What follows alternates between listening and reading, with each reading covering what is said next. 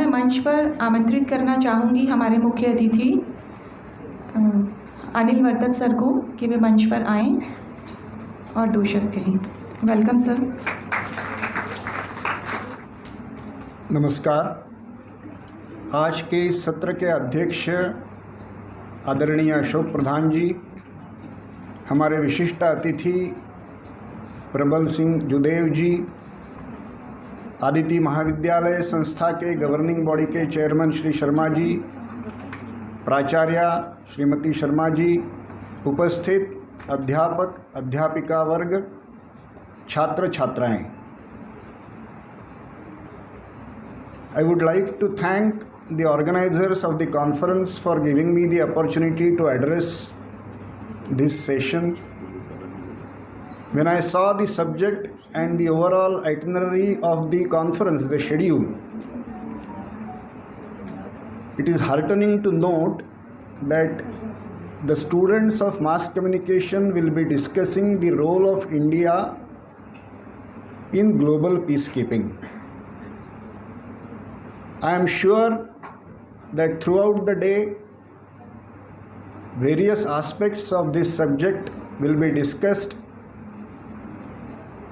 We will churn out various ideas and come out with some role of ourselves and media towards India's role or Bharat's role as a global world peacekeeper.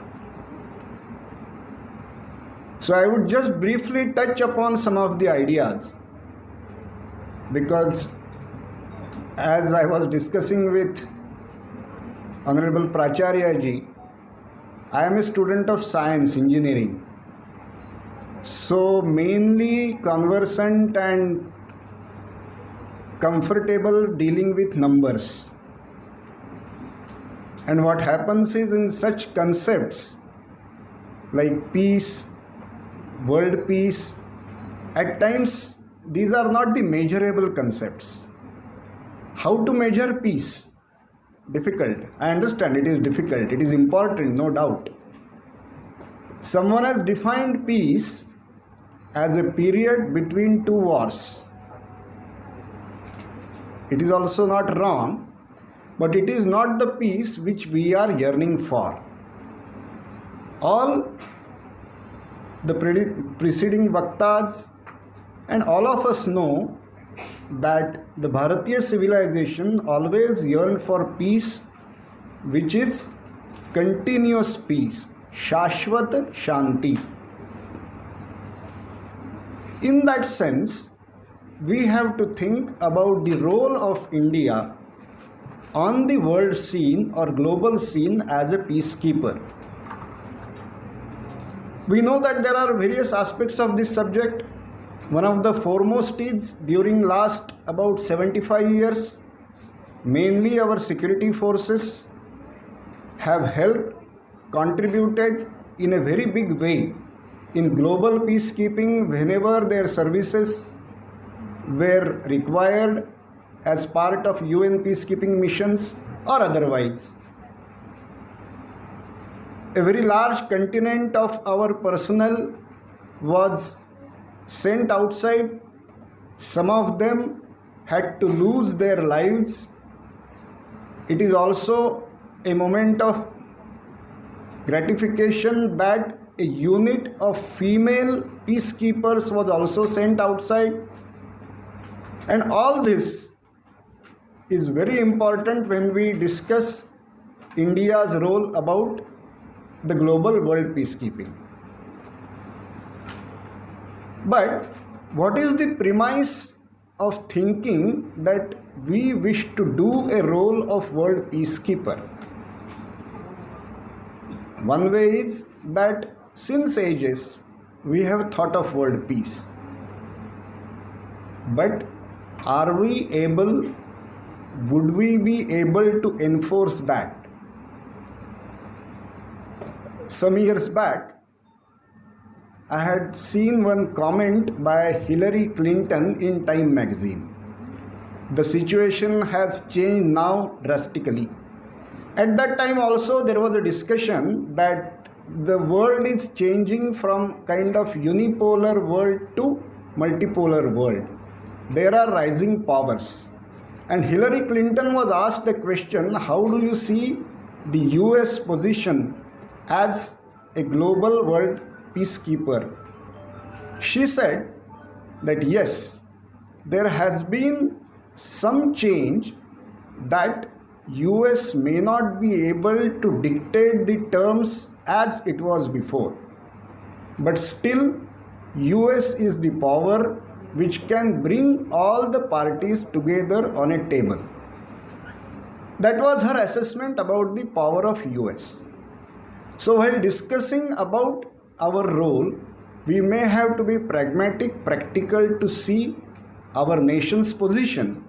And I am sure that all of us will appreciate that slowly but surely India is rising to a position where in near future it can play such a role. We are confident about it. What are its parameters? We may discuss in detail many of its parameters, like our military strength, our army, our air force, our navy, our technological prowess, where we are trying to build the weapons, strategic weapons in our country and trying to export them to other countries also.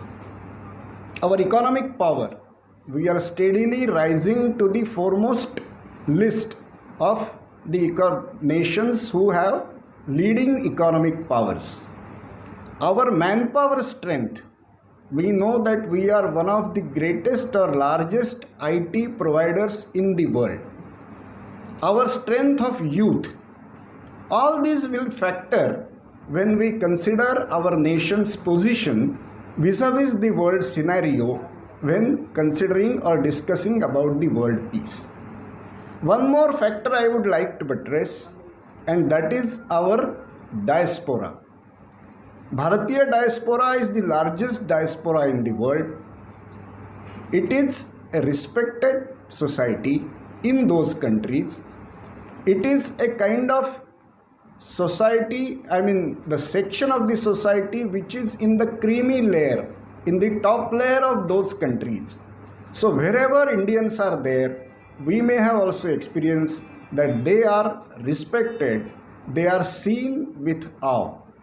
And this power of diaspora, which can influence the world opinion as the days to come, it will be also one of the important factor while considering India's role as a world peacekeeper. But amongst all of this, as many of our Vaktas have said, that the foundation for our role as a world peacekeeper is our civilizational ethos. Since ages, our sages, seers, rishis, munis have thought of global peace. Even a kind of illiterate person or one who has not taken the formal education, when he offers some ablution, some prayer in his daily course, he says Loka Samasta Sukhino Bhavantu. When he says Loka, it is not him, his family, his village, but it is all the universe.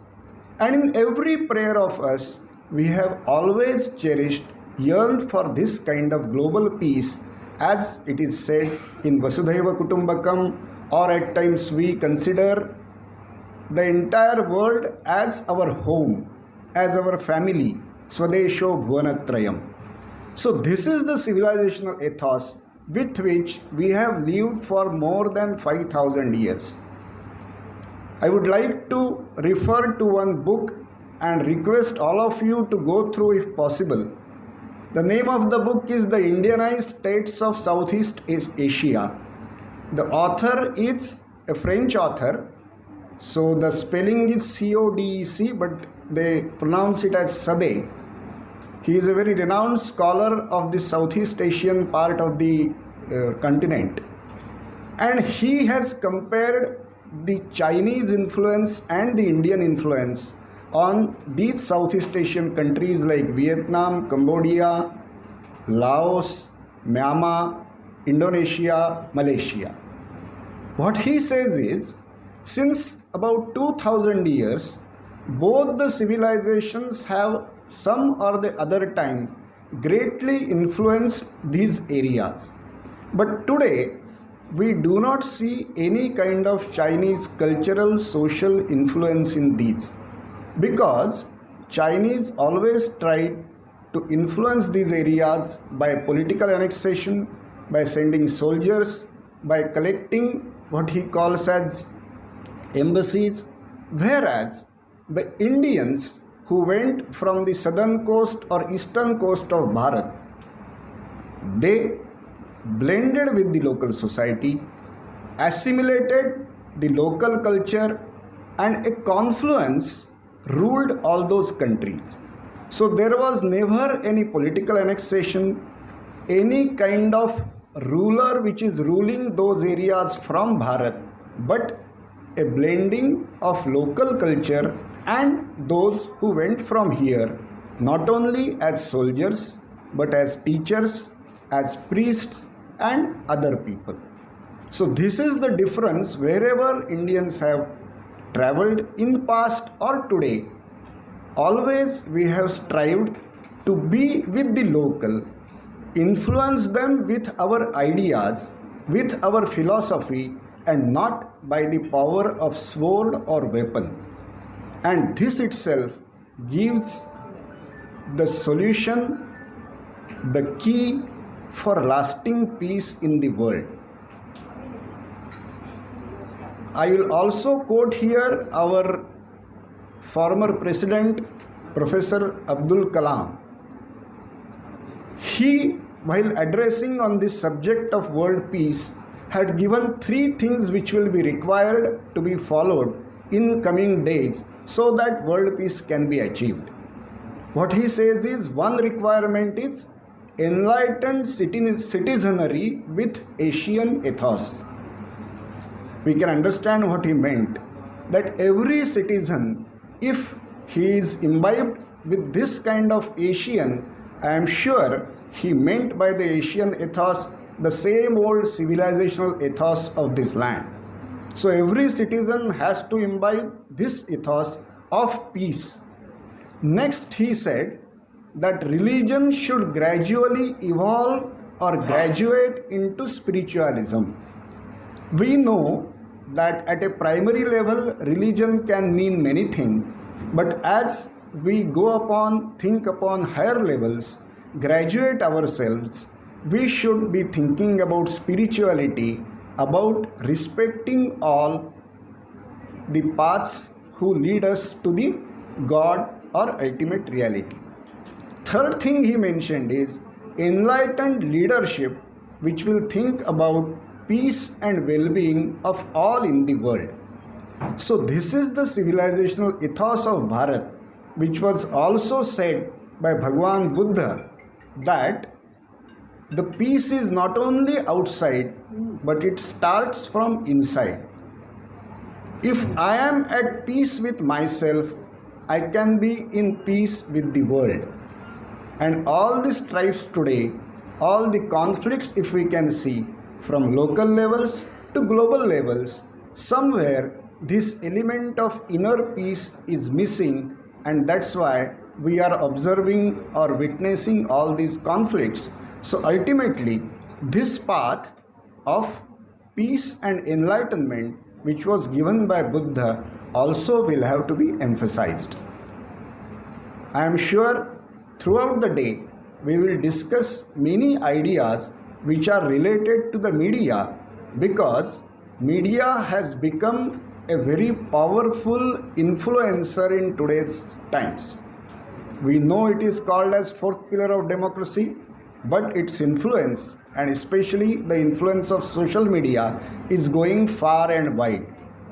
We can see that the social media is trying to influence all the aspects of our individual life, social life, at times governments, elections, electoral outcomes, and everything. So in these, a responsible role by the media for the global peace, for the welfare of the world, for the welfare of the environment is the demand of today, and I am sure we will come out with many such concepts during this conference. As we all know that this social media or role of media will be very, very important in coming days, as these days or times are considered as a battle of narratives. There are many narratives are being set, many narratives are being fought. The wars, the world war may be look different, but there can be the wars of narratives. And in this sense, the role of media and all of us who are actively working in this field will be very, very important. And if we consider our role in terms of this global peacekeeper, in terms of this civilizational ethos, I think we can contribute whatever is our might a bit towards this goal. Again, I thank the organizers for letting me the opportunity to address you and convey my thoughts. I am sure today's conference will be a success towards the aim which we are thinking about Bharat and Bharatiya society. Namaskar. बहुत बहुत धन्यवाद sir आपका। अब मैं मंच पर आमंत्रित करना